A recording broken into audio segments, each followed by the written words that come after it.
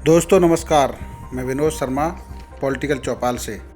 हमारा ये प्लेटफार्म आम आदमी की समस्याओं को लेकर भी चिंतन करने जा रहा है। हमने एक विषय दिया है, गौतम बुद्ध नगर में पुलिस कमिश्नरी सिस्टम कितना कारगर रहा है। 6 महीना हुए, भारतीय जनता पार्टी नोएडा महानगर अध्यक्ष मनोज गुप्ता ने एक बयान देकर कहा कि कमिश्नरी सिस्टम में कुछ खामियां हैं और उन्होंने साफ कहा कि यह फेल हो गया है। इसके बाद जनता की प्रतिक्रिया आनी शुरू हुई।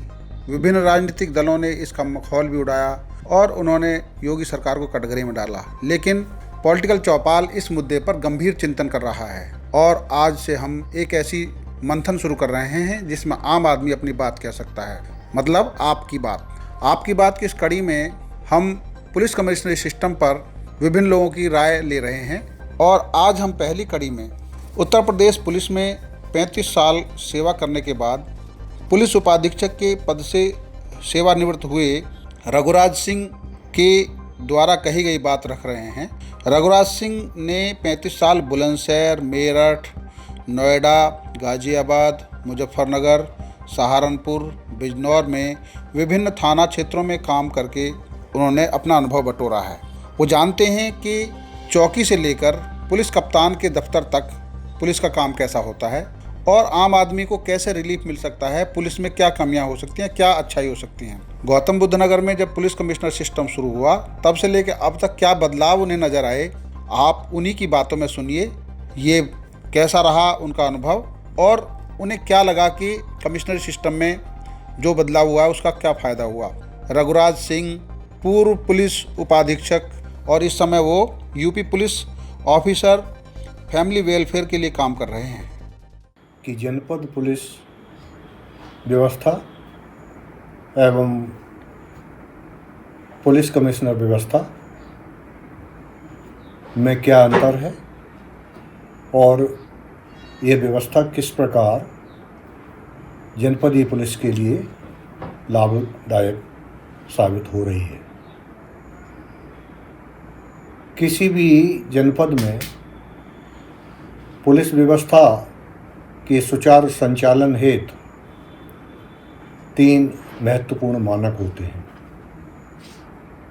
सर्वप्रथम अपराधियों पर नियंत्रण। द्वितीय, यदि अपराध हो जाता है तो उसका सफल अनावरण के पश्चात अपराध में लिप्त अपराधियों को सजा दिलाना। यह तीनों बिंदु किसी भी जनपदीय पुलिस की सफलता के लिए बहुत आवश्यक होते हैं। इन तीनों ही अवस्थाओं में जहाँ तक अनुभव किया गया है, जनपद पुलिस व्यवस्था में पुलिस बल, जिसे जनशक्ति कहते हैं, जनशक्ति एवं संसाधन एवं निकट पर्यवेक्षण, इन तीनों चीज़ों का सर्वथा अभाव रहता है। पुलिस कमिश्नर सिस्टम लागू होने के बाद जनपद गौतम बुद्ध नगर को ही अगर ले लिया जाए तो अपराध एवं अपराधियों पर नियंत्रण रखने के लिए पुलिस कमिश्नर सिस्टम लागू होने के बाद बहुत ही सुदृढ़ बीट व्यवस्था लागू की गई है। इस बीट व्यवस्था में पुलिस के सिपाहियों एवं बीट कर्मियों को सरकारी वाहन उपलब्ध कराए गए हैं, वायरलेस सेट दिए गए हैं, मोबाइल फ़ोन दिए गए हैं, ताकि किसी भी प्रकार की कोई भी अनावश्यक आपत्तिजनक स्थिति पैदा होने पर तत्काल थाना स्तर, एसीपी स्तर, डीसीपी स्तर तथा अन्य पुलिस अधिकारियों को उसकी तत्काल सूचना हो जाए। यह व्यवस्था लागू होने के बाद ही यह संभव हो सका है।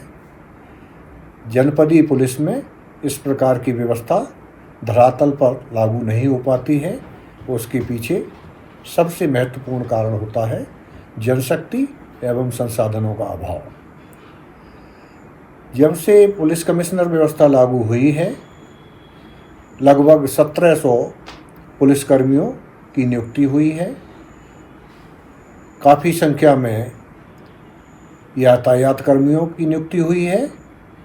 पुलिस विभाग को डीसीपी,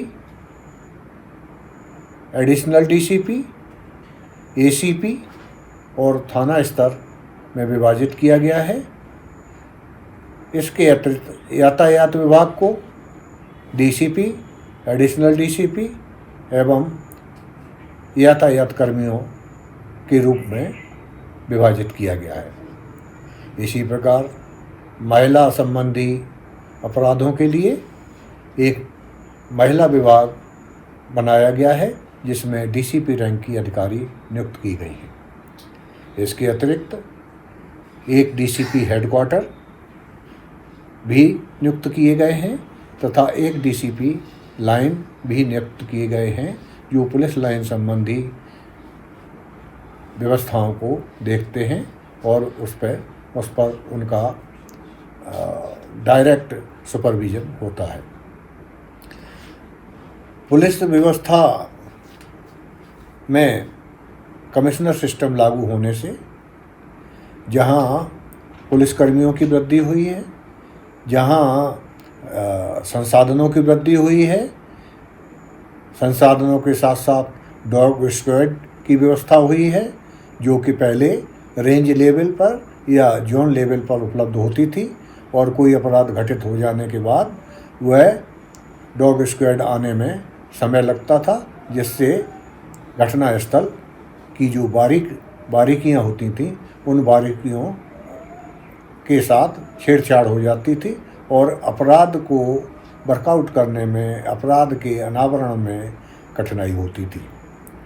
पुलिस कमिश्नर सिस्टम होने के बाद एक सबसे बड़ी उपलब्धि यह भी हुई है कि किसी भी अपराध के घटित हो जाने के बाद बीट स्तर का अधिकारी, थाना स्तर का पुलिस बल, एसीपी, एडिशनल डीसीपी और डीसीपी रैंक के अधिकारी तत्काल मौके पर पहुंच जाते हैं।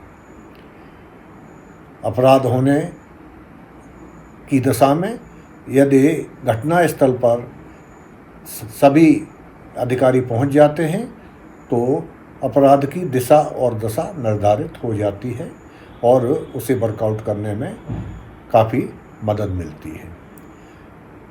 ज़्यादा गंभीर अपराधों की स्थिति में एडिशनल डीसीपी, एडिशनल सीपी एवं पुलिस कमिश्नर भी मौके पर पहुंचते हैं और अपना पर्यवेक्षण एवं मार्गदर्शन करते हैं।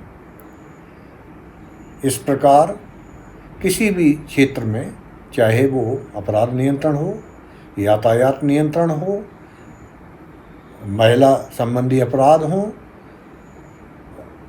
बेरोजगार एवं दलित उत्पीड़न संबंधी अपराध हो, हर अपराध एवं अपराधी के ऊपर पुलिस की पैनी नज़र रहती है। बहुत अच्छा पर्यवेक्षण होता है। अपराधियों को सज़ा दिलाने के लिए अलग सेल की व्यवस्था की गई है, जिससे अपराध करने के बाद अपराधी छूट न पाए। यदि कोई अपराधी जेल चला जाता है और वह जमानत कराने का प्रयास करता है तो उसके लिए अलग से लीगल सेल बनाया गया है और उस लीगल सेल के माध्यम से सभी थाने, चौकियों एवं अन्य पुलिसकर्मियों के साथ साथ उच्च अधिकारियों का डायरेक्ट सुपरविजन रहता है, जिससे किसी भी प्रकार की कोई शिथिलता नहीं हो पाती है। इसके साथ साथ एक बहुत महत्वपूर्ण बिंदु यह भी है कि थाना स्तर के अधिकारियों की नियुक्ति एवं स्थानांतरण में किसी एक अधिकारी का विशेष योगदान नहीं होता है। डीसीपी लेवल से लेके कमिश्नर लेवल तक के अधिकारियों की एक व्यवस्था की गई है। जो पात्र अधिकारी होते हैं उन्हें चयनित करके उन्हें थानों का प्रभार दिया जाता है। इस प्रकार इस व्यवस्था में पारदर्शिता होती है और पारदर्शिता होने के कारण किसी भी प्रकार के भ्रष्टाचार की संभावना शून्य के बराबर होती है। इसके अतिरिक्त कुछ अन्य विषयों पर मेरा मंथन जारी रहेगा। धन्यवाद। उनके अनुभव से आप कितने सहमत हैं? अगर आप कोई अपने सुझाव देना चाहते हैं तो आप हमारे साथ शेयर कर सकते हैं। आने वाले दिनों में यह विचार आपके द्वारा भी दिया जा सकता है। आप हमें वीडियो बनाकर अपने विचार दे सकते हैं और आप इस तरह से आम जन की बात तक पहुंचा सकते हैं। तो आज से हमारा कार्यक्रम आपकी बात कैसा लगा आप हमारे साथ शेयर कीजिए, सब्सक्राइब कीजिए, देखते रहिए पॉलिटिकल चौपाल। धन्यवाद।